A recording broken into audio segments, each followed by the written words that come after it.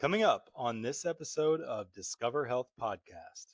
I actually did a lot of my own digging and then became familiar with a method which is just called flexible dieting. And so I started doing that. And first of all, I felt incredibly liberated. I felt what I now call food freedom because technically you're allowed to eat anything that you want. You just need to know how to moderate the quantities. Welcome to the Discover Health Podcast, where we explore the power of gut health, nutrition, and lifestyle to help you feel your best every day. I'm Dr. Josh Sharp, your guide on this journey to better digestion, more energy, and overall well-being. Ready to start discovering? Let's hit the trail.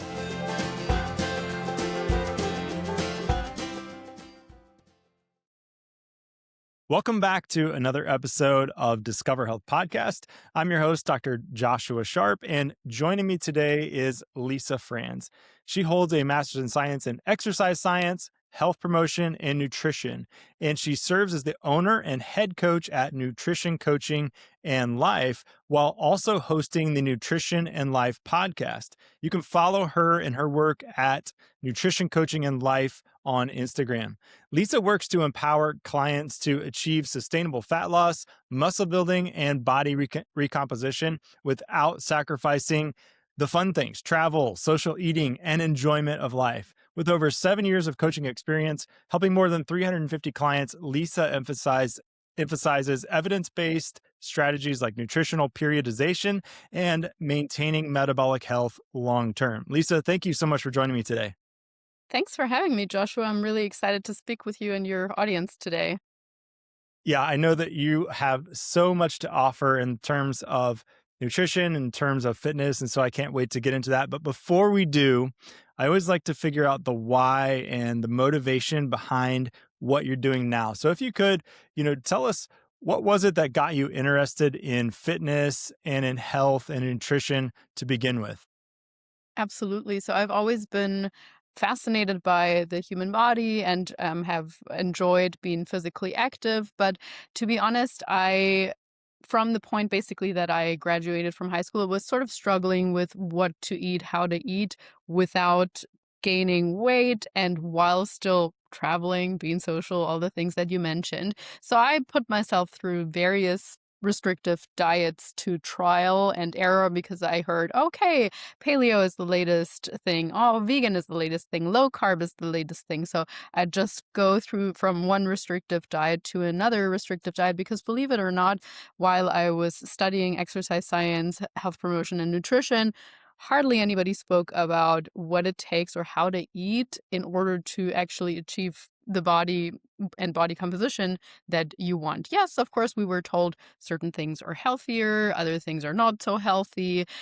Eat this more for performance. If you're an athlete, eat less of that sugary crap sort of thing. But nobody really said like how. How do you apply this to real life? So I actually did a lot of my own digging and then became familiar with a method which is just called flexible dieting. So essentially, that means you learn how to count calories initially. It doesn't have to be for a very long time, but you count calories in order just to learn how much energy is in your food and then how much you personally, not the next person, not the diet that someone is recommending for 6 weeks or so, but how much you personally need for your current activity level and for your current goals. And so I started doing that. And first of all, I felt incredibly liberated. I felt what I now call food freedom because technically you're allowed to eat anything that you want. You just need to know how to moderate the quantities. And of course, yeah, sure, we want to eat, 80, 90%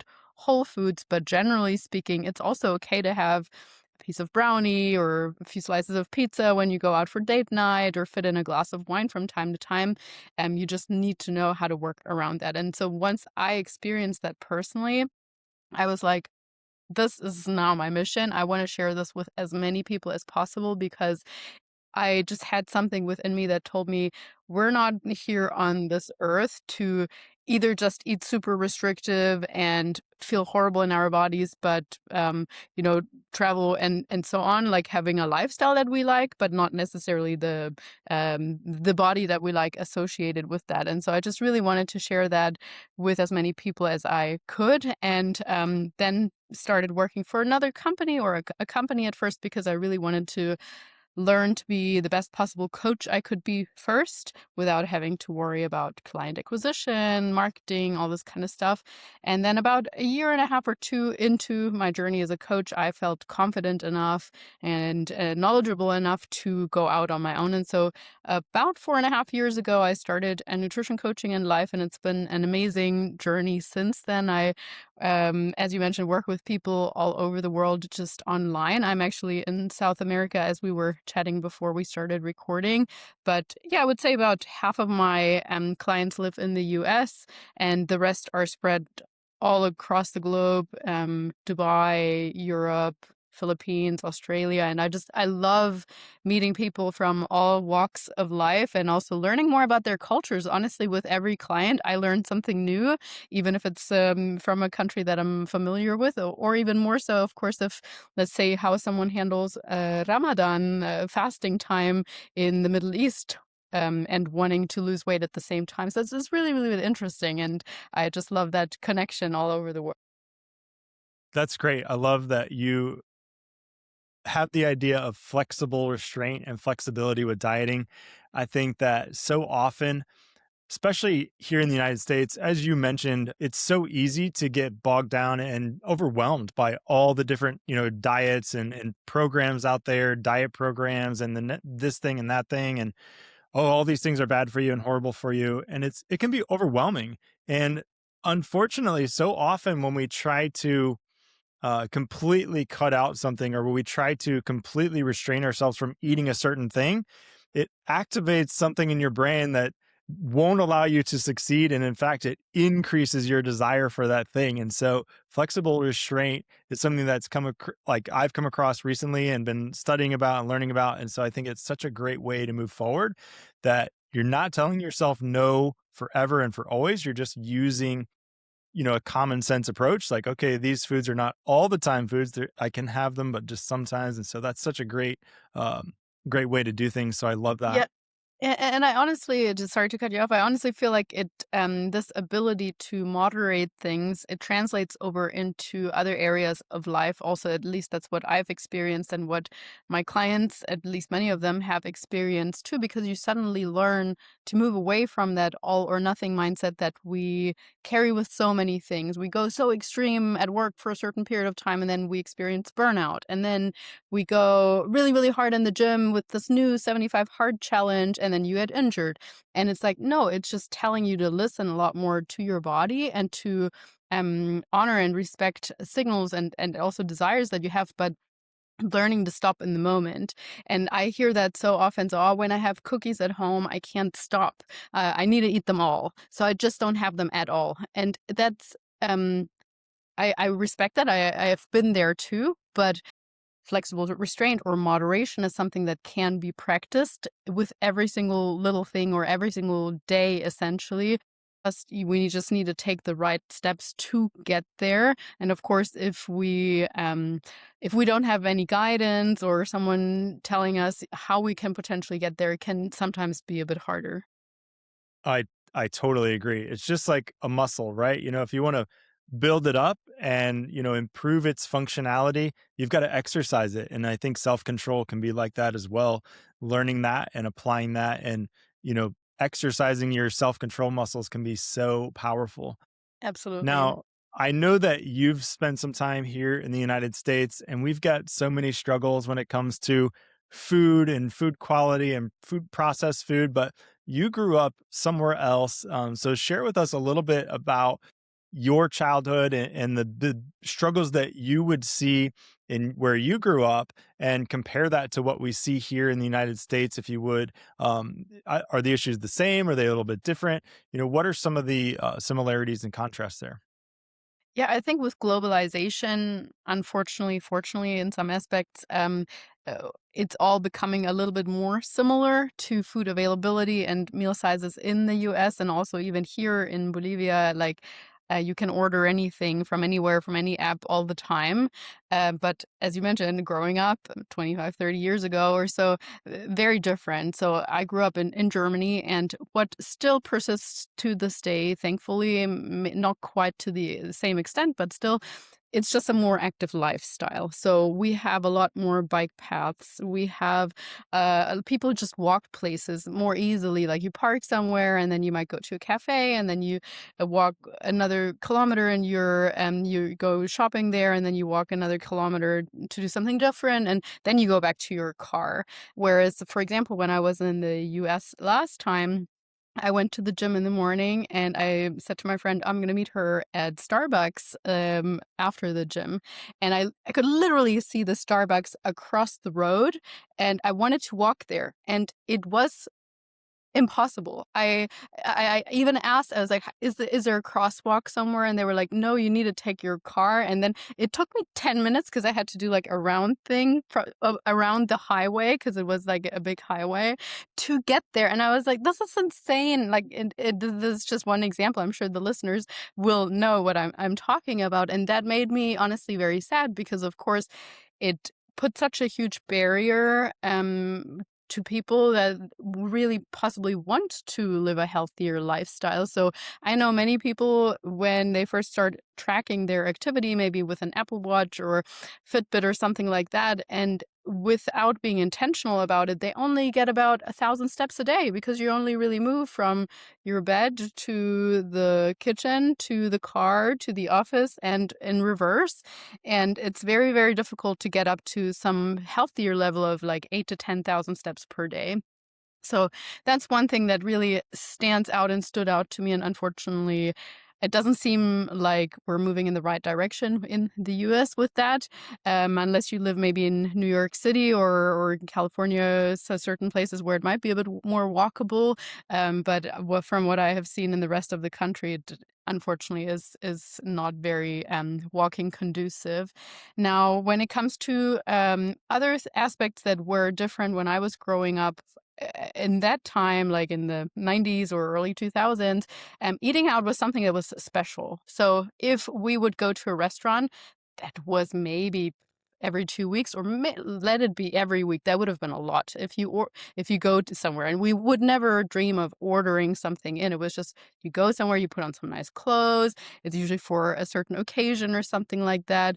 And then was the one special day where I was allowed to have lemonade because usually it was just like juice and or water, even better, but sometimes juice. Um, and yeah, that was something celebrated. Otherwise, we just had home cooked meals. And from what I see now within my clients too, the more we cook at home, the more we actually know what's in our meals, what's in our food, how big quantities should be. Otherwise, you just get a plate at a restaurant and you probably eat almost everything because it's on in front of you and you have no Mhm. idea, are they using half a cup of oil to cook this, are they using a tablespoon of oil to cook this, are they not using any oil? It's just you don't know because you don't really care. You just care that it tastes good, and that's what the restaurant cares about too, because that means more money for them. So the more we can cook at home, also the more we're educating our kids about what's in our food. Like I remember chopping up veggies and stuff like that with my mom together. And nowadays, many kids don't even know what broccoli really looks like, or how tater tots are made, what vegetable are in tater tots, type of thing. So that I do usually recommend that we, if any in any way, shape, or form possible, we move more towards home cooked meals again. And the person listening might be thinking, I already have so much to do. Now, Lisa, you're telling me I should spend even more time in the kitchen. Are you crazy? I barely manage to feed my family as it is, and that with certain food deliveries. I totally get it. I really understand. I do want to say that food prep or preparing food doesn't have to be very elaborate. On the contrary, I really discourage people to always want to follow a specific recipe with 20 to 30 ingredients because who in the world has all these ingredients at home that you sometimes can't even pronounce? Second of all, they do usually take time. Sure, if you have Sunday afternoon and you got plenty of time, try something new. That's cool. But for a busy weeknight, heck no. I normally say, let's just think of it more in food categories. And that, again, is sort of educational. And that makes it, I guess, tailorable or adjustable also. So let's think of, what protein source do we have at home? Okay, we have nothing at home, but I can pick up a rotisserie chicken. Cool, we're gonna do that. What vegetables can I add to that? Well, I like spinach. The kids don't like spinach, but they'll eat carrots. The husband doesn't like either of those, but he will have, I don't know, some other green or something like that. Okay, so you can already kind of customize it. What carb source are we having with that? Well, the kids could have some, I don't know, some sort of potatoes with it, that were potato wedges that we're putting in the oven. So you see what I'm saying? Essentially, we're building our meals around a protein source, vegetables, and then we're adding to that. Like in the same fashion, you can make a taco. You have ground meat, you add some veggies to that. The kids can have their own taco or tortilla. You might be on a diet, so you're only having it in a lettuce wrap, and the husband's extra hungry, so he's going to add a ton of cheese to fill him up a little bit.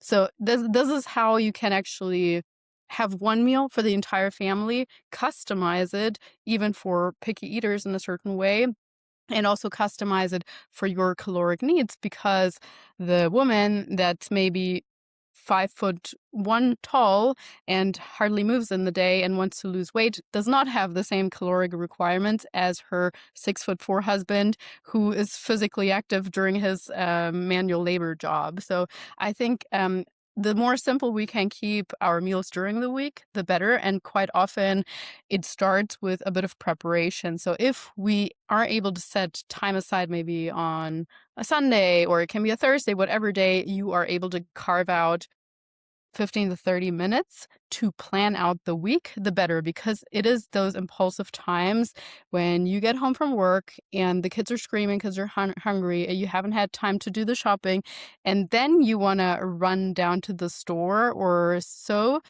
That's when we're going to order online. Or if we are making it to the store, that's when we're making the bad choices, or eating the frozen foods, or just grabbing whatever the kids want.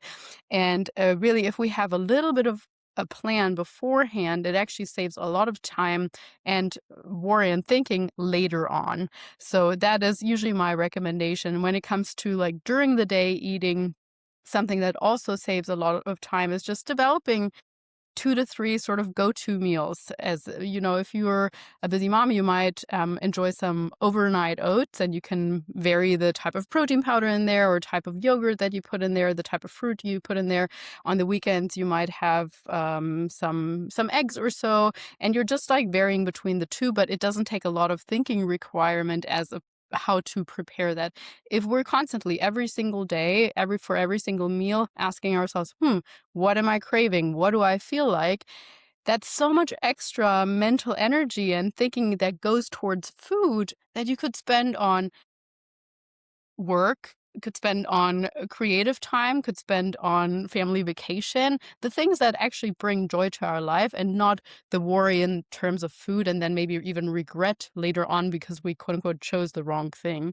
So yeah, keeping it simple, having staple meals, doing a little bit of planning beforehand as opposed to in the moment goes such a long way. Hey, friends, if you're dealing with Lyme, chronic fatigue, or ongoing health struggles, and you feel stuck no matter what you try, we want to invite you to something special. We're hosting a free live training where we break down why so many moms stay stuck and what actually has to change in your body for healing to begin.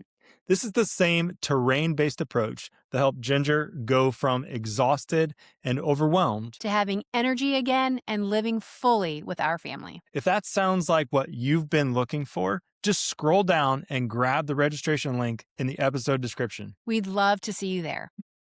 Absolutely. And when you're hungry, going to the grocery store is a bad idea, right? You're going to buy a bunch of stuff that you don't need. You're going to buy a bunch of stuff because it's impulse buy.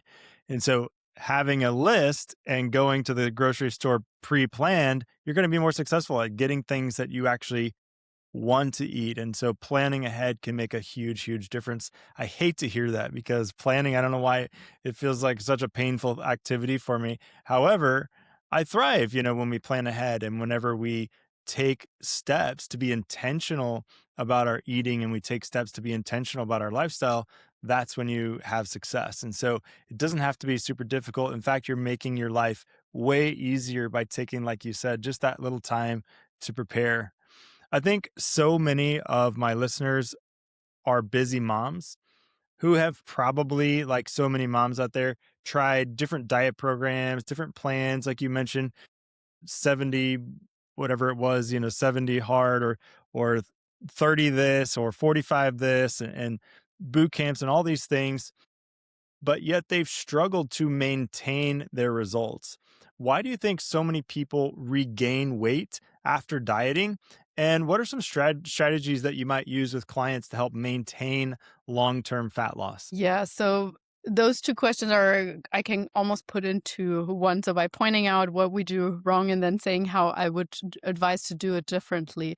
The first mistake that I see very often, and I've made myself too, is wanting something too aggressive, too quick, and really just thinking about it in like short term, as in I need to get to this goal weight for my vacation or for whatever reason. And so we do this 6 week super hard, super restrictive diet. I vividly remember my mom putting herself through a cabbage soup only diet for several weeks. And of course, I know, I can see the look on your face. If I hear this Yeah. word now, I'm like even half throwing up in my mouth. But of course, it was super effective. And in the sense that the scale dropped very quickly. But it was also very effective in the fact that that scale went back up and actually even higher very shortly after she stopped the cabbage soup diet. So so what I recommend is instead of thinking just of a goal weight, just of 6 week crash dieting, we really need to think of it more as in how can I change my lifestyle to become a healthier person that has the habits that bring me to a better body composition or a healthier body, whatever your goal is. And not thinking of it as in just a timeline. Sure, that's helpful for short-term motivation and so on, but really it should be an approach that you feel like you can almost kind of do in a year, 3 years, 10 years time, and not just in a few weeks time. So thinking of moderation, the word that we spoke about in the very beginning, as opposed to doing something aggressive. And you also touched on the power of small things, and that's really where that comes into place. I like to encourage people to think less about what is forbidden, what can I not have, what do I need to cut out, and much more in what can I add in or what can I do more of? How can I have more water, stay more hydrated? How can I eat more vegetables? How can I get more protein into my meals? Automatically, if you do these three things, you're going to eat less sugary things, less processed things because they are more satiating. If you're hydrated, you're not as hungry or craving so much. If you have enough fiber in vegetables, that makes your body digest a lot more than if you have super processed foods. And if your stomach is busy digesting, it's not going to send you hunger signals so quickly. Same thing with protein, and protein also helps us maintain lean body mass as we lose weight because we just essentially just want to lose fat. We don't just want to lose weight. We want to hold on to our lean tissue. So thinking more of it as in what can I have more of? That will also give it more of a positive spin as opposed to thinking, oh, I'm on this diet, I can't have this. No, you are just thinking, I'm going to add this into my food, into my food routine, because it also makes me feel better. So that would be advice number one, not setting a short-term weight or scale-based goal in the sense of I need to get here in this time, but thinking of it more, what are some lifestyle changes like adding in more steps, like food planning, like going to bed on time and so on, that I'm going to do all the way into the future without an end date in mind. The other mistake that I see people do is often they don't come up with a plan for after that diet that I was talking about. Because, of course, even, as a nutrition coach, sure, we do set some timeline. I don't just give people a calorie goal or calorie deficit goal and then say after a while, okay, good luck with that. See you later.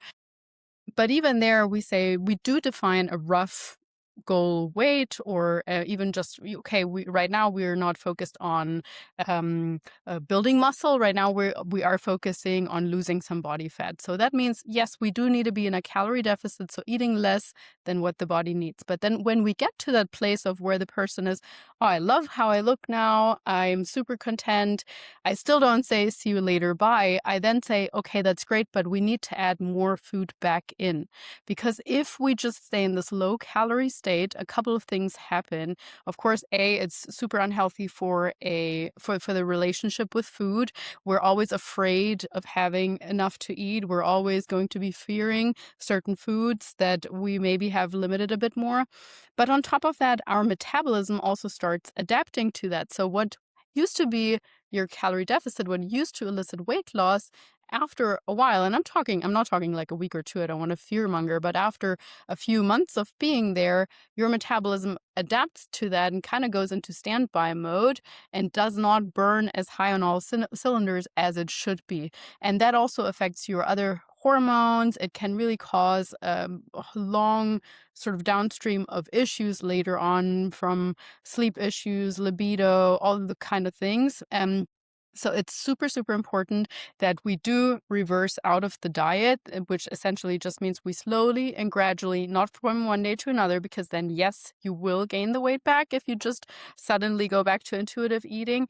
But no, we slowly and gradually add the food back in to ensure metabolic health and to just find that level of, okay, how much does my body exactly need in order just to maintain my current goal weight or my current weight now. So that's really the other thing that I want people to think of. How does the phase after my diet look like? I'm not just going to go back to my previous ways of eating. I'm not just going to suddenly add a ton of food back in, because you will put that back on, but I'm also not going to stay in the super restrictive mindset, super restricted body state, which is really long term not healthy at all. So yeah, those would be the two strategies. And I guess I will add the third one to that, because that is super important.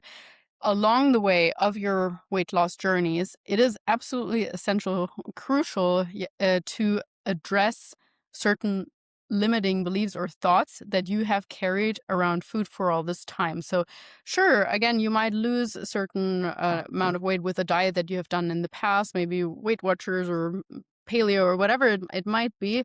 But you probably carried some things along with you. So I've, for example, after all these diets, had a tremendous fear of carbs. It didn't even matter, like even if it was an apple, even if it was rice or whatever, like quote unquote healthy carb, I just thought that inherently any kind of carb is fattening. Other people think as soon as they stop exercising for 3 days, they're going to get fat. Other people think they need to earn their food because, so yes, I need to work it off. If I don't train, I don't deserve to eat today.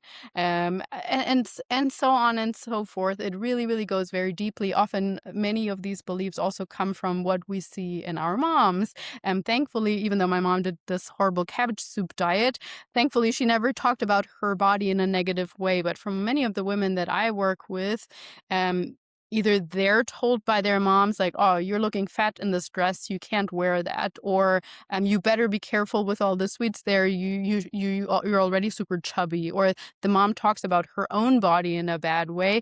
And we hear all this, we observe all of that and absorb all of this and carry that on. And in order to break that cycle and not pass it on to our own children, it really is so important to become aware of those thoughts popping up as we go. So let's just say that often manifests in stress eating, emotional eating, all these kinds of things. And if you want to break that, you need to address the emotional aspect as well. Otherwise, really, you're not going to be able to maintain your weight loss. Yeah, that makes so much sense. I love that you talk about, a common sense approach and then planning ahead. What do you know? It comes up again for, okay, yes, if you are in a weight loss phase, you need some caloric restriction, but then making a plan for, okay, when this time is over, then what am I going to do, and how am I going to maintain that? And that's so important to maintain results, is having a plan for the after, because I think so often, just the way our minds work, we don't associate with, okay, we lived this certain lifestyle that got us to a place that we didn't want to be, and now we're trying to change to get someplace we do want to be, but then only for a time, and then I want to go right back to the way that that I was doing before, but that doesn't usually work out too well. One of the things that I've heard you talk about is nutritional periodization. What is it? And then how can that really help with hormones, metabolism, especially during fat loss for busy parents or travelers? Yeah, Joshua. So essentially, that is the term that I do mean when I talk about coming up with a plan for after the diet. It's just a fancy way to express that. So basically, nutritional periodization is developing a plan for when we want to lose weight, when we're going to reverse out of the diet, and when we're going to maintain the diet or maintain the new weight. And yeah, I guess in order to really become strategic about it, we need to first think about how much do I want to lose? Am I just looking to drop 5 to 10 pounds and leaning out a little bit for swimsuit season? Or I do have quite a bit of excess body fat. I know that this is going to be a longer journey, maybe a year or two. Um, I probably should take some maintenance breaks in between for mental reasons, but also to help my metabolism stay healthy. And so having some sort of guidance through a coach or even just educating yourself around it is really, really helpful so that we're not just saying, I'm going to lose weight or I'm on a diet without the specifics of like how much can I actually expect to drop each week? What's realistic if I want the weight to stay off? Yeah, that makes sense. Now, I know that you are an avid traveler. Obviously, you're joining us from Bolivia. You've been to Germany. You've been all the way to the far off exotic land of Topeka, Kansas. I know. So you've been all these different places. But for somebody that's visited so many different places, what are some tips that you have for staying on track with your diet, staying on track with nutrition and training while people travel? Yeah, I like to give myself some non-negotiables or things that I try to have as like a minimal baseline. And that usually, so for example, I don't expect myself to make it to the gym all the time when I'm traveling. I do try if I have the possibility and I can book my hotels freely or Airbnbs freely. I will see if there is the option of finding a hotel with a gym or an Airbnb that has a gym nearby, because many of these places offer day passes. And I personally just feel better about sightseeing and indulging maybe a little bit more from time to time if I've gotten in a good workout in the morning or if I know I'm going to sit on a plane for the rest of the day. Then it's nice to have some movement before or after that. So even though I don't necessarily expect that, I would say I still try to get my steps in, no matter what. So most of the time it pans out to get that out of the way, so to speak, in the morning, because during the day there's just stuff that comes up, or if we're traveling with family, they want to do something else. And so if you get up a little bit earlier and go for a nice walk, exploring the neighborhood if it's safe to do so, and if there are some sidewalks, or even walking on the treadmill if necessary, it's still a nice way to do something for yourself before you socialize or do some other things. I also I don't always succeed due to infrastructure, but try to avoid nighttime travel, just because I do think that kind of has a bit of a rat's tail where you're still struggling a few days later. It increases your cravings if you haven't gotten a good night's sleep. You're even more inclined to eat all these comfort foods and so on. So if we can manage to still somewhat get at least 6 hours, 7 hours of sleep somehow possible, that's definitely advisable. I also recommend my clients, and what I practice myself too, is I do travel with protein powders or protein bars most of the time, unless I really know, okay, where I'm going to, there's a Whole Foods next door, or I can get, groceries delivered through Uber wherever I'm going, and that would be no problem. But sometimes I just don't know, so I'd rather pack some protein powder, because carbs and fats are easy to get by. In most convenience stores, you're going to find some fruit, you're going to find some rice crackers, you might find some nuts. So that's easy, but protein is really the macronutrient that we're lacking most of the time, and even more so when we're traveling. So it's just an easy way. Let's say you're stuck at the airport, your flight is delayed, all the food options around you are muffins, maybe some nachos or something like this. And, neither of those are going to be the greatest, but you also don't want to starve yourself. So having a protein shake to hold you through until the next proper meal is definitely a good idea. And then if possible, if we are going to restaurants and so on, or if we're eating out multiple times in a day, I do say it's a different story if let's say you have planned for a really nice dinner, and during the day you're just eating at your Airbnb, preparing your own meals, and the dinner you want to be some pasta because you're in Italy and you've heard that this is a really great place to try this specific pasta. That's one thing. But let's just say you're on a longer trip and you're just driving somewhere, stopping at a restaurant somewhere. And I, in those instances, recommend, again, just centering your meal around a protein source, picking a vegetable with it. And oftentimes you can change the fries for a baked potato, or you can ask for more veggies instead of the fried rice or something like that. So that would be my recommendation for like an easy meal choice. Choose something that has, a chicken breast or maybe a lean cut of steak or some fish, ideally non-deep fried, because that kind of negates the whole goodness. Adding some vegetables to it, and so often I think the US is actually really great at that they let you customize a lot of meals. So you can say, can I have those that broccoli or those mixed vegetables, but please without the butter sauce, or but please just steamed or something like that. Many restaurants will accommodate for that. And yeah, that's probably my biggest advice: choosing a protein, a veggie, and then adding whatever else you can customize. That's great. Those are such great travel tips. And I love the idea of like, if you can avoid traveling at night. I totally agree. I think that's one of the times when you don't make your best decisions is when Yes. you're tired, you're trying to make it through with little sleep. And so that makes so much sense. And I also love the idea of carrying protein powder with you. So you've got something that's filling and it's going to make it a little easier to make good choices when you're not missing out on your requirement of protein. So that's such great advice. I want to switch gears just a little bit here. I know we've got to essentially just get through this topic really, really quick if we can. But switching gears from the nutrition side to the exercise side, how important is resistance training versus cardio for someone that is trying to support fat loss? And what's maybe a good place to start for most people? Yeah, most people, and myself included in the past, think that cardio is the best way to quote unquote burn fat. And while in the minute, if we're just looking at it, how much are we burning per training session? While that might be true in comparison to resistance training, long-term strategy, for long-term strategy, just cardio is absolutely a poor approach, because the body adapts. So if the first time you run a mile or two, if let's say in that first time you burn 200 calories, the next time already your body's a little bit more efficient, and you notice that yourself because it feels easier. And if something feels easier, that means it's more efficient energy production.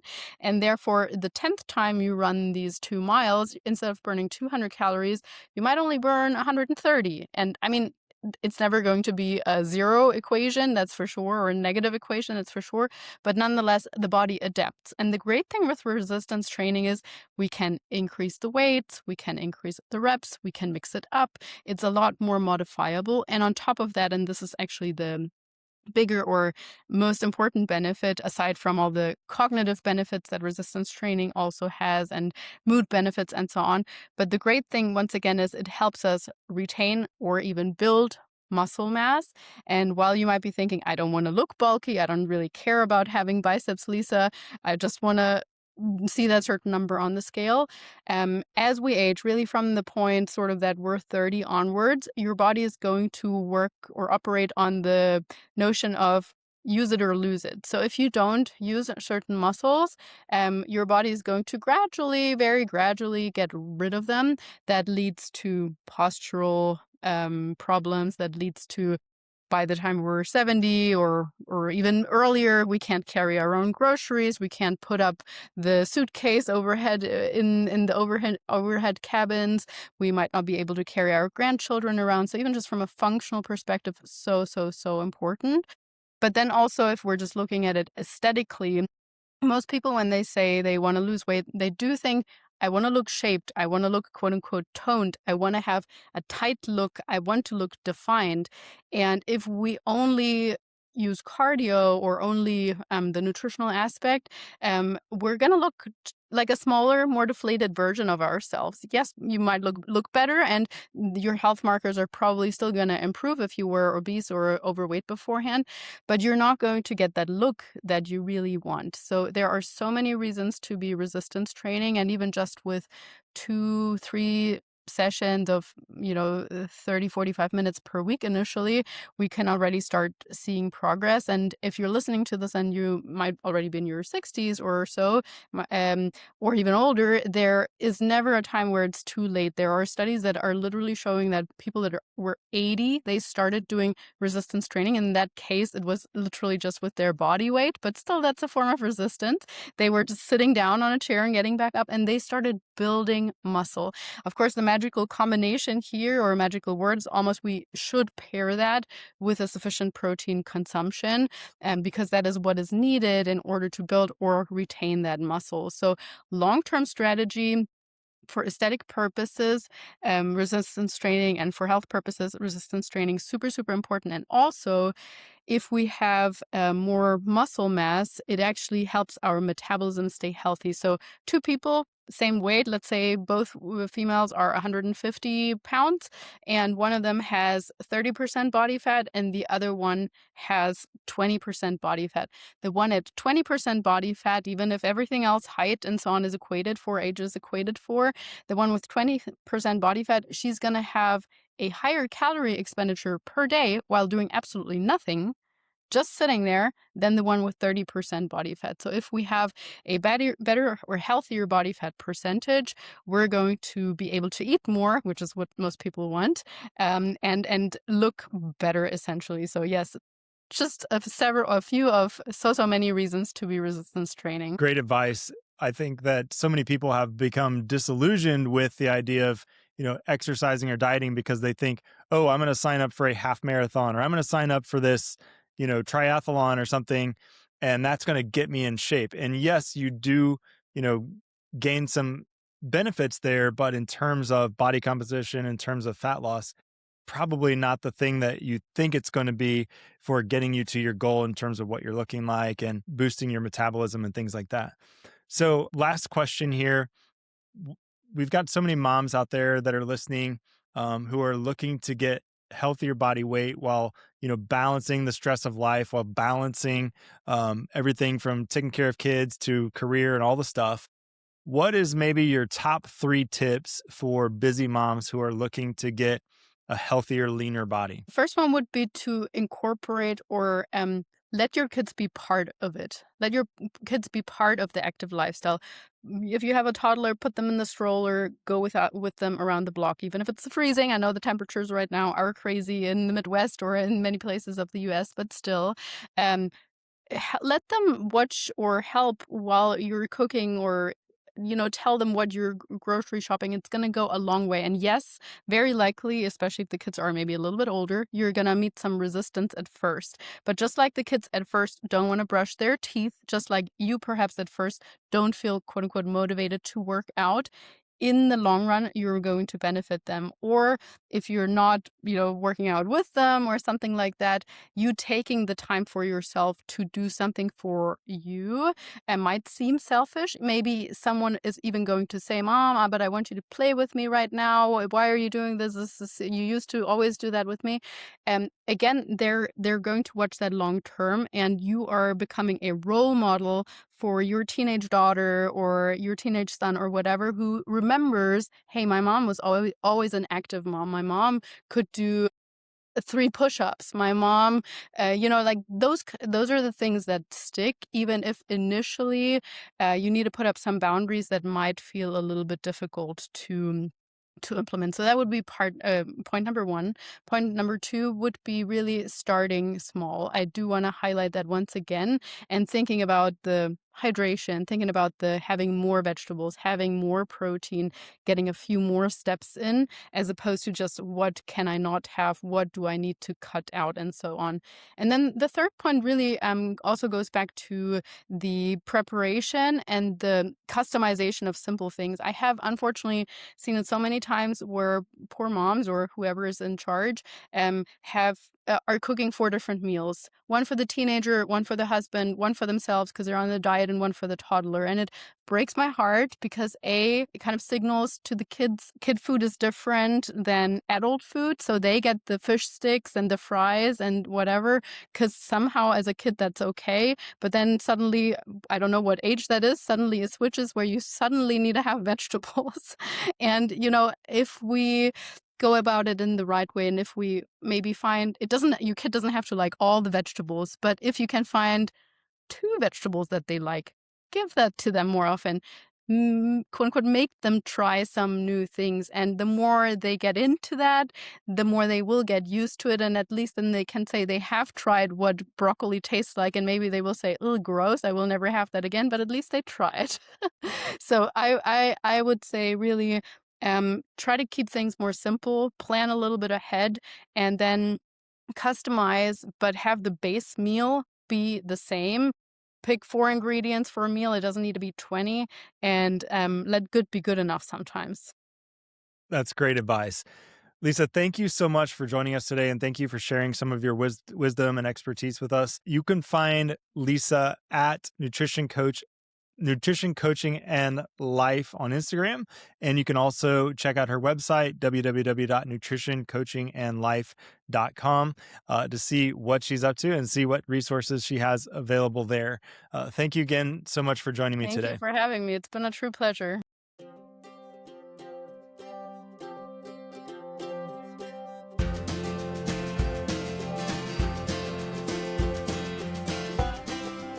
Thanks for tuning in to the Discover Health podcast. Remember, your health is a journey, not a destination. Keep exploring, and we'll see you next week.